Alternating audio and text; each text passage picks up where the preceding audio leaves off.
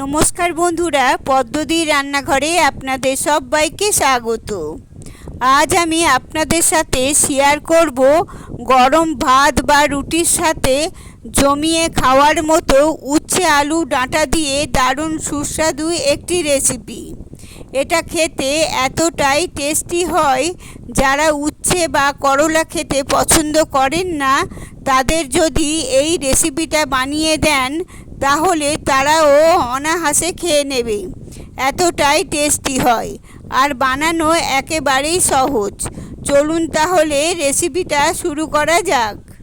উচ্ছের রেসিপিটা বানানোর জন্য আমি এখানে কিছুটা পরিমাণ উচ্ছে আমি এই রকম ছোট ছোট করে কেটে নিয়েছি।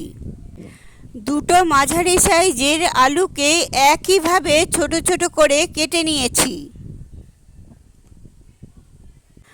আর চারটে সজনে ডাঁটা এভাবে লম্বা লম্বা আর ছোট ছোট করে কেটে নিয়েছি।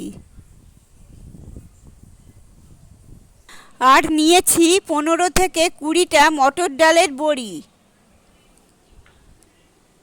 এবার একটি কড়াই গরম করে তার মধ্যে দিয়ে দিচ্ছি পরিমাণ মতো সর্ষের তেল। তেল ভালোভাবে গরম হয়ে গেলে প্রথমে আমি বড়িগুলোকে ভেজে নেব। এবার তেলের মধ্যে দিয়ে দিয়েছি 15 থেকে 20টা বড়ি। বড়িগুলোকে ভালোভাবে নাড়াচাড়া করে লাল লাল করে ভেজে নিতে হবে। দেখুন বড়িগুলোকে লাল লাল করে ভাজা হয়ে গেছে। এবার আমি বড়িগুলোকে একটা পাত্রের মধ্যে তুলে নিচ্ছি। এবার বড়ি ভাজার ওই তেলেতেই দিয়ে দিচ্ছি কেটে রাখা উচ্ছেগুলো। উচ্ছের পরিবর্তে এই রেসিপিটা আপনারা করলা দিয়েও বানাতে পারেন। এখন মিডিয়াম ফ্লেমে উচ্ছের টুকরোগুলো তেলের মধ্যে নেড়ে চেড়ে লাল লাল করে ভেজে নিতে হবে। দেখুন 3 মিনিটের মতো উচ্ছে নেড়ে চেড়ে লাল লাল করে ভেজে নেওয়ার পর এবার এর মধ্যে দিয়ে দিচ্ছি ছোট ছোট করে কেটে রাখা আলু আর ডাঁটা। ডাঁটা আর আলুর টুকরোগুলো উচ্ছের সাথে ভালোভাবে নেড়ে চেড়ে আরও 3 মিনিটের মতো ভেজে নেব।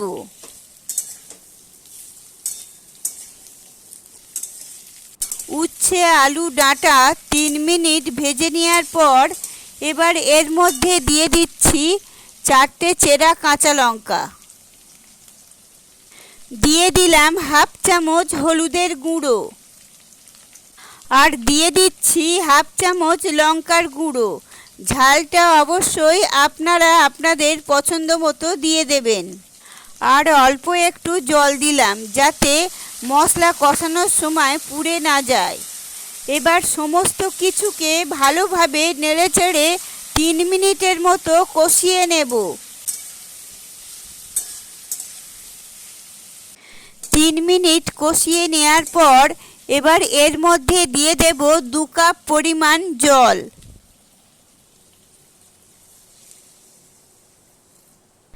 একই সাথে দিয়ে দিচ্ছি স্বাদ অনুযায়ী লবণ। আর টেস্টের ব্যালেন্সের জন্য দিয়ে দিচ্ছি চা চামচের 1 চামচ চিনি। এটা সম্পূর্ণ অপশনাল, আপনারা চাইলে নাও দিতে পারেন, তবে দিলে এর টেস্টটা আরও বেশি ভালো হবে। একই সাথে দিয়ে দিচ্ছি ভেজে রাখা বড়িগুলো। এবার সমস্ত কিছুকে ভালোভাবে মিশিয়ে দিয়ে লো টু মিডিয়াম ফ্লেমে ঢাকা দিয়ে 5 থেকে 6 মিনিটের জন্য রান্না হতে দেব। 6 মিনিট পর ঢাকা খুলে নিলাম।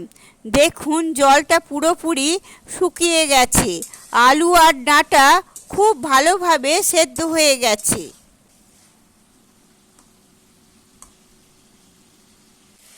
এবার কয়েকটা আলুর টুকরো একটু খুন্তি দিয়ে ভেঙে দিচ্ছি যাতে তরকারিটা একটু ঘাঁটা ঘাঁটা হয়।